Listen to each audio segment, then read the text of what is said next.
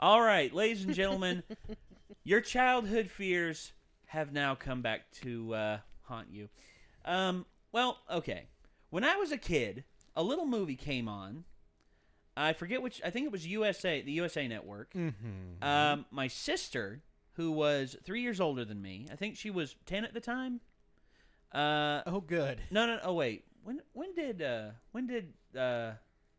did this come out? Yeah, when did the original one come Well, out? I mean, they can see the video. Yeah, I mean, they know what the title is, but Yeah. let me have my fun. Stephen King. I'm wearing a helmet for safety. My Dark Tower PTSD is flaring up right now. Uh-huh. Good. There it is. Miniseries. There it is. There you go. 1990. So yeah, it was available then. All right. So, all right. it was on ABC. It was on ABC, but yeah, it And then played it later on. aired, replayed, but yeah. Yeah. So, all right. It, a miniseries by Stephen King, which featured the one and only Tim Curry as Pennywise the Dancing Clown and had the late John Ritter and the late Jonathan Brandis in it. So, fun fact about this film, I watched it when I was 7 years old for the first time. Nope. And I was okay with clowns. I mean, I went and saw the Ringling Brothers Circus when I was younger, and I was okay with it. After seeing this, I had a mild fear of clowns from then on. Mild, I say. But anyway. Wait, okay. Mild or mild? Mild. Whenever they got within a certain vicinity, I felt a twinge of fear. Okay. All right. So I that's feel that with all people. Mild. So yeah, mild. So anyway, the film scared me when I was a kid, but as I grew up and got older, I became less afraid of it, and actually looking back on it now as an adult, I am not afraid of it anymore. As a matter of fact, I find a lot of it kind of silly. It was pretty silly. Yeah. Yeah, it was silly. But the overall, performance of Tim Curry as Pennywise still resonated with me, because it was just like his level of commitment to it is what truly scared me, because he went in. When All Tim in. Curry goes into a role, He he's goes in. all in. Mm-hmm. Yeah, and then we also had the infamous "Waha, waha, waha, waha." That was creepy. That was super creepy. the library scene. Mm-hmm. It's like, Just you like- have Prince Albert in a can. Well, maybe you should let him out. Waha, waha, waha. It's Yeah. like, why are you telling terrible Yeah, jokes? he was the better part of that movie. Yep. Yeah, he was. Yeah. He was the better part. Now, obviously, here's the thing. I think Stephen King had a big part in this. Had a big part in the production of this. Mm-hmm. And he said that he was very pleased with it overall. Now, here's the thing. When Stephen King, when people make changes to Stephen King's work, he is very unhappy with them. Key point, Stanley Kubrick, who changed parts of The Shining Oh, God. to fit in more with the horror film standard. Yeah. Instead of a mallet, it was a fire axe, which is a lot scarier. I mean, okay, Mallets you can't have more body horror, though. Yeah, you can't just like cut through a door with a croquet mallet, obviously, but No. slicing versus like straight up mashing somebody to Blunt death. force trauma versus slicing. Yeah. Yeah. Well, Honestly, in some cases, I think the blunt force trauma is scarier, especially if it's more serious. But Like, not a croquet mallet, like a claw hammer or something. like crack your skull. Like a claw hammer, to me, that's more frightening than a croquet mallet. Yeah. Yeah, for sure. But Croquet mallet, because of its bright colors and everything, it's a little... okay, in terms of macabre, it would fit more. But in terms of pure psychological horror and also being a little more blunt and forward with the storytelling, which is what Stanley Kubrick wanted. well, I mean, also, blunt weapon croquet mallet. Yeah. It was okay. It was funny. Yeah. No, it wasn't. But anyway. okay, you see, they streamlined a lot of the stuff that was present in the novel. The things that the intricate details that Stephen King loves to put in his novels. Yeah. And they cut a lot of that out, Yeah. and instead they inserted a more straightforward film that had just Jack Nicholson pretty much being Jack Nicholson. Yeah, which is not always a bad thing No, per no. se. but from that, Stephen King saw that film and was utterly disgusted with it and said that he would never give Stanley Kubrick another one of his properties to work with. And that held true because Stanley Kubrick's dead now, and he didn't make another Stephen King movie. He never touched another Stephen King property. So, but Stephen King was so upset with filmmakers in his mind getting it wrong. Yeah. And instead decided to do one himself, which turned out to be Maximum Overdrive. See, Stephen King, he's a big head scratcher. I've read quite a bit of his stuff. I'm not like the be-all, end-all Stephen King fan. But sometimes I get upset when somebody hands Stephen King his franchises to do. Because, I mean, man. Okay. Like, the one person who said that he trusted more than anything with his works was Frank Darabont. Because, as a matter of fact, you remember The Mist, the ending of The Mist, what Stephen King said. That was the movie that out-kinged Stephen King. Stephen King said, "Why didn't I do that?" Yeah, and you see that still worked. You see, he still changed it in what you see that certain directors work better with source material that keeps the original artist happy. Now, Frank Darabont, I think, is the best Stephen King adapter. But here recently, the new It movie trailer has dropped and actually features, I think, some of the cast from Stranger Things. ooh, Really? Yes. So, I'm ready. and this was originally going to be directed by Cary Fukunaga, who is one of my favorite directors, one of my favorite new directors. But he dropped out last year and instead was replaced by the guy who directed the horror film Mama. You ever seen it? I have not. No, can't That- say that I was- have. That was Guillermo del Toro, though, right? He produced it. But the director, who's Argentine, I can't remember his name to save my life. We'll look it up after. But I guess we're going to see what this has to offer. So I guess to everyone out there, Good luck, everybody else. let's get started. And, us.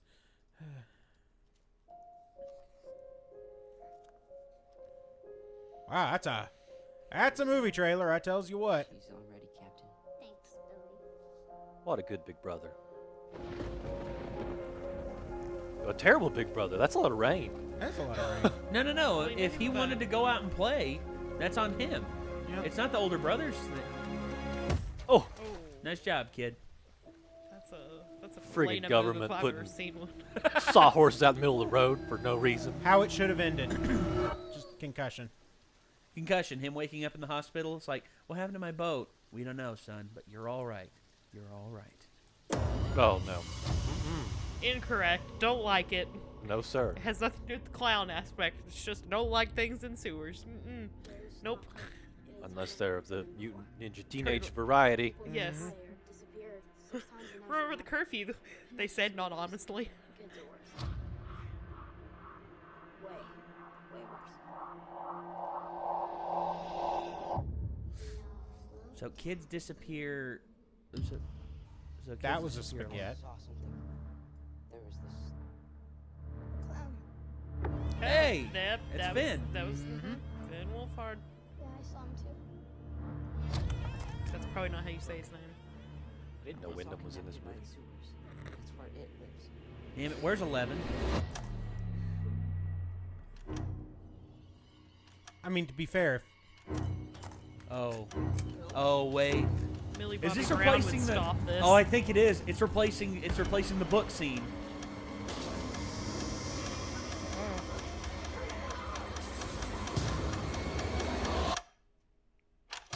Okay, okay. that was good. Incorrect. I don't like it. Oh,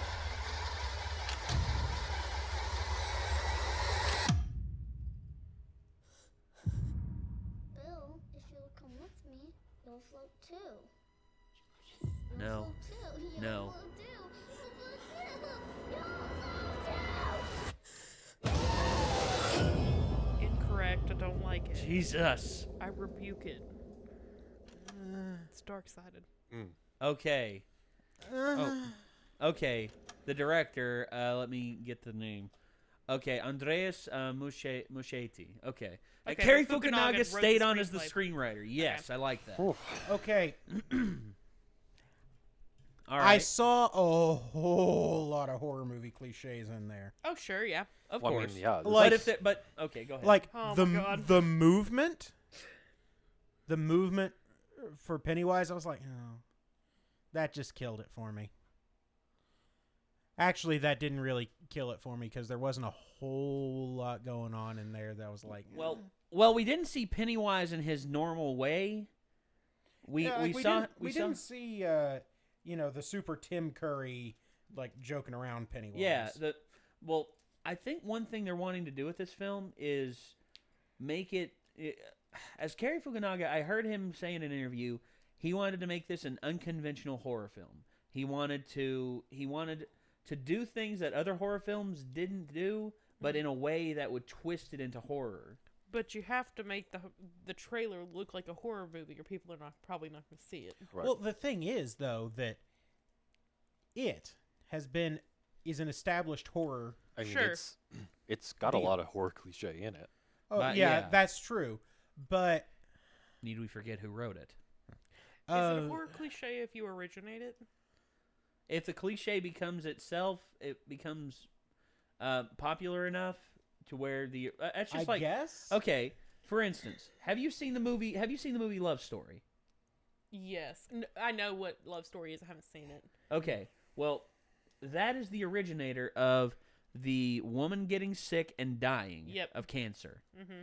You know, it's they pretty much call it oh gosh, I forget the woman's name, but they pretty much call it love story syndrome. Yeah. Every romantic movie that has that happen, you know, the woman getting sick and getting more and more beautiful near the end of her life and everything, Yeah. and then all of a sudden she dies. Yeah. That's love story. That's the love story disease that a lot of romantic films suffer from.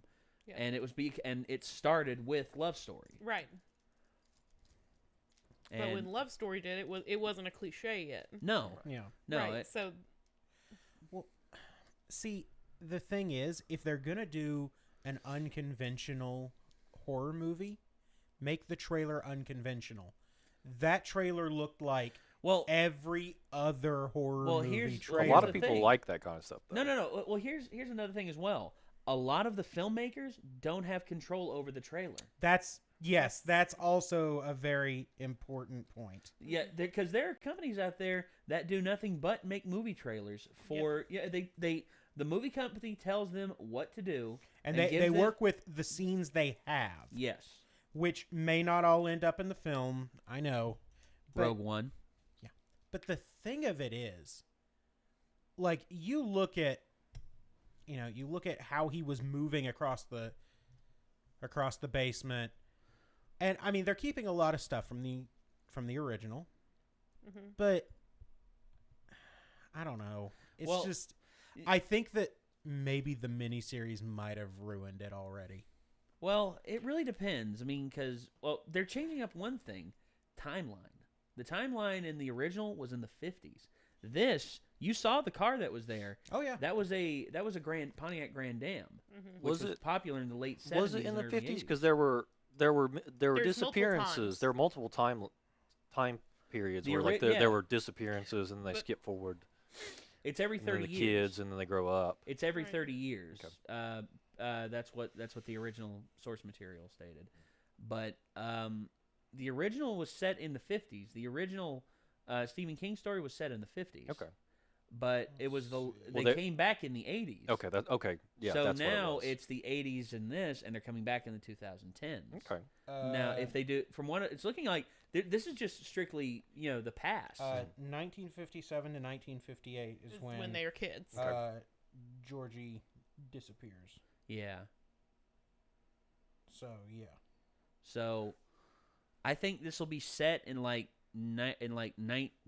past section will be set in like 1984, 1985, maybe 1985 to 86, and then if they do a part 2, which in order to live up to the source material they have to, Mhm. but then it'll be set in the modern day. Right. Mhm. Yeah, I mean, I guess we'll have to see. That's the thing about like cliche in general. It's there's like this phenomenon in like design where once something becomes so recognizable, it's just just sort of happens unconsciously, and you don't really put emphasis on it. Like it happens all the time for things like a lot of times people say, "Hey, why don't you toss me that thermos?" It's actually a vacuum bottle. Thermos is a brand. Right. So when Yeah. something is so recognizable, it becomes unremarkable. Oh, Or like, "Hey, give me a Band-Aid," but it's an adhesive bandage. synecdoche So it happens all the time. is the term for that. Yeah, that I There's it two synecdoche? terms when the cliches that take a are- life of their own Mhm. and become more become actually part of the filmmaking itself. Oh no, I have that wrong. the other Synecdoche one. is when a part of something becomes refers to the whole whole thing, thing. like calling a car wheels. No. Give me a It's second. the I'll other find one. the other one. It's the. But it's sort There's- of almost works against them because it's like, "Hey, go to the store, buy some Kleenex," yeah. but they equate Kleenex with like any tissue Tissue instead paper, of a yeah. brand name. Yeah. It's just like Generic. And I kind of think descriptor. sometimes horror genres suffer from that because, Yeah. or something like a similar, not the same thing, but like kind of a similar phenomenon because like cliche does sort of run rampant in horror movies. Yes. which I think Cary And games Fukunaga as well. I think Cary Fukunaga wanted to do something else. He wanted to not follow the horror tropes. Right. Which I'm glad they kept his screenplay. And even though he isn't directing it, which he dropped out in early 2015, and actually Finn Wolfhard, he actually was the only one that stayed on from the original cast that Cary had in mind, in which I think they kept him on because of the success of Stranger Things as well. Because Oh yeah, don't get me wrong, those kids were fantastic. Yeah, Oh, absolutely yes, were. yes, very much so. And I can't wait to see what they're going to do in the second season with Will. You know that Will's going to be around more often. Oh yeah. Mm-hmm. I mean, holy crap! But I really hope that, like, okay, here's the thing about being a cynic. Either you're right or you're wrong and you get something great out of it. Well, So being a cynic is really kind of optimistic. Being a cynic is the only way to win. okay. That said, I hope I'm wrong. Like, I hope that this doesn't go super cliche, but unfortunately, like, from the look of the trailer, which, yeah, I know, the trailer's not everything, but... No. I mean, if the trailer was everything, then the DCEU would be good. Wow, and Elena just said, come at me, comment section. Do you actually just want to say, come at me, comment section? Come at me, comic section. And There on you go. that bombshell, it's time to end. Thank you very much for watching, ladies and gentlemen. Good night. Bye. Bye. Wow, you're dead. Bye. You're-